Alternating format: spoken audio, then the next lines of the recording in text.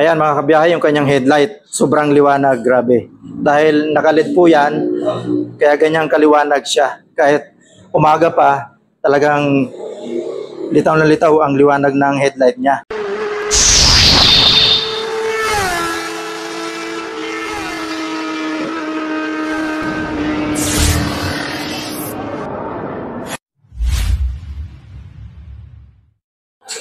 Morning mga kabiyahe, andito tayo sa Tagaytay, Consuerte Motors. Exact location nito mga kabiyahe, FGC Building, Barangay Maharlika East, Tagaytay. Meron tayong ipapakita ngayon mga kabiyahe, isang unit ni Keyway, which is ito yung Icon 110. Ang ganda rin ang pagkakari nitong isa na ito mga kabiyahe. Kung makita ninyo, sa mags pa lang, golden na yung ano niya, yung kulay. Litaw na litaw ang kulay.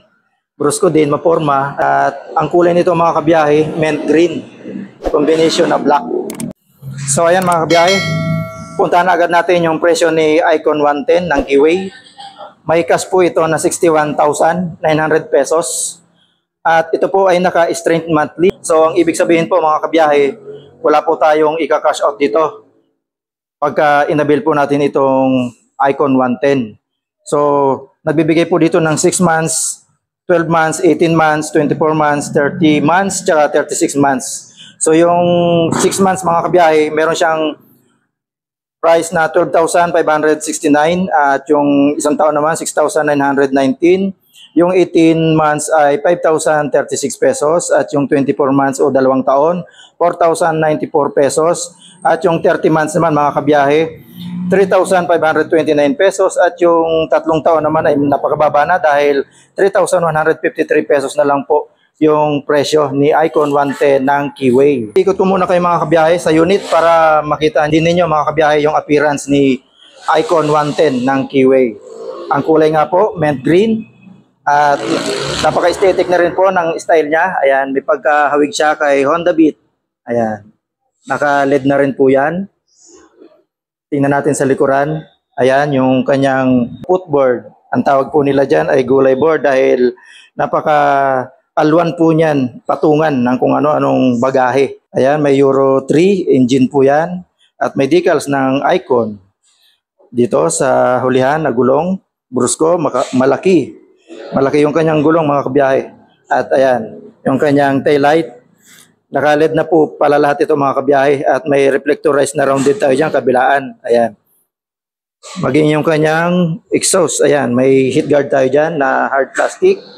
So yan po yung kabuuan na unit ni Icon 110 ng Keyway. Bago tayo magpatuloy mga kabiyahe, puntahan muna natin ang specs. Ang engine po niya ay may 4-stroke, single cylinder. Pagdating naman sa kanyang boring stroke, 50 by 55 mm. Displacement, 110cc mga kabiyahe. Compression ratio, 9.8:1. Ayan. Ang fuel system niya mga kabiyahe, carburetor. Ayan. At yung cooling system, naka-air-cooled po tayo. Transmission, naka-belt po yan. At pagdating naman mga kabiyahe sa kanyang max power output, meron po siyang 6.2 kW at 7,500 RPM. Max torque na 8.5 Nm at 6,500 RPM. At ground clearance, meron siyang 110 mm. Dry weight, 98 kg. So ito naman mga kabiyahe yung appearance kanyang braking system dito sa unahan. Naka-wavy disc brake tayo dito mga kabiyahe. Malapad din siya siguro ang lapad nito mga kabiyahe nasa 7. At naka-single piston caliper tayo dito na malaki. Ito naman yung kanyang telescopic fork. Ayan. Naka-standard siya mga kabiyahe. Matte black ang kulay at yung inner tube natin ayun yung nasa taas na yon. Ayan. At yung fender natin ito. Napakakinis at maganda ang kulay niya. Mint green. Pagdating naman dito sa taas, dito yung mga decals na makikita natin dito, yung Icon, tapos dito sa kaliwa naman ay yung Keyway. Pagdating dito sa gitna, yung logo nila na Keyway at naka hard plastic ito dito. Wala niyang pintura mga kabiyahe. At yung combination ng kulay ng kanyang decals, gold at saka yung black. And then dito naman sa may pairings niya, sa may right side, dito may naka-decals din dito na Keyway. Dito naman mga kabiyahe, makikita natin dito, meron tayo dito ang dalawang bulsa, left and right. Ayan, malalim din, naka-open. Ito yung physical key niya at yung kanyang ignition switch. Naka-shutter lock tayo dyan. At pagdating naman dito sa kaliwa, meron din tayo ditong USB charging port. Buksan natin. Ayan, meron tayo dito mga kabiyaheng USB charging port. So, goods na goods dahil makakapag-charge tayo ng ating mga gadget. At meron din tayo ditong hook, sabitan ng ating mga dala-dala. Yung mga switch dito sa kaliwa, meron tayo ditong high and low beam. At pagka prenis natin pababa ito mga kabiyahe, nagiging fast light siya. And then ito yung busina, lapad yung switch at yung switch naman ng ating signal light. Pagdating naman dito sa kanan, ayan, engine kill switch, ayan, meron tayo dito. At yung on and off ng headlight. Meron din ditong electric starter, ayan. Kanyang instrument panel, semi-analog at may digital din, ayan. Ito naman mga kabiyahe yung kanyang side stand. Wala pa tayo ditong side stand kill switch. At ang kagandahan dito mga kabiyahe, meron siyang kick starter, ayan o. So kung mahina yung battery natin, pwede pa rin natin ito paandarin dahil dito sa ating kick starter. At ito yung mismong CVT niya o panggilid. Ano po yan, alloy yan mga kabiyahe. At ito yung taas, yung kanyang air filter. Dito sa likod, naka-single shock absorber tayo dito na makakapal yung kanyang spring. At yung braking system natin dito sa likuran, gumagamit tayo dito ng mechanical drum brake. Mayroon din tayo ditong susian. Pagbukas ito mga kabiyahe sa ating under seat box. Ito naman mga kabiyahe, yung appearance ng grab bar. Metal ang loob nito mga kabiyahe pero coated siya ng goma. So tingnan natin yung under seat box kung malaki. Ayan. Medyo maliit lang yung under seat box niya mga kabiyahe. Tama-tama lang ditong ilagay yung mga tools natin at saka yung raincoat. Yan, kasi yan dito mga kabiyahe. At napakalinis ng pagkakayari dito kay Icon 110. At ito naman yung lagay ng gasolina natin. So dito pa rin tayo maglalagay. Ito naman yung texture o yung appearance ng upuan. May magaspang siya, may pagka-rubberize, naka double stitch tayo dito mga kabiyahe. May design siya. Ayan.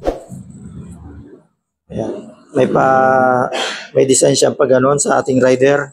At dito naman sa pilyo naghihiwalay yung kanyang stitch. Pero same lang sila ng texture mga kabiyahe. Itong leather na ilinagay kay Icon 110 ng Keyway. Ang sukat ng gulong niya mga kabiyahe dito sa unahan, 80 by 90 by 14. Tubeless na ito mga kabiyahe. Ang ganda ng design niya. Naka-L na yan, hindi yung nakatusok lang na pag ganon. Ito naka-L na. At maganda ang kinabit na goma mga kabiyahe. Cordial, makunat. Tingnan natin sa likuran. Ito naman mga kabiyahe yung sukat dito sa likuran. 90 by 90 by 14. So parehas mga kabiyahe ang sukat ng mag-wheel niya sa unahan tsaka sa likuran.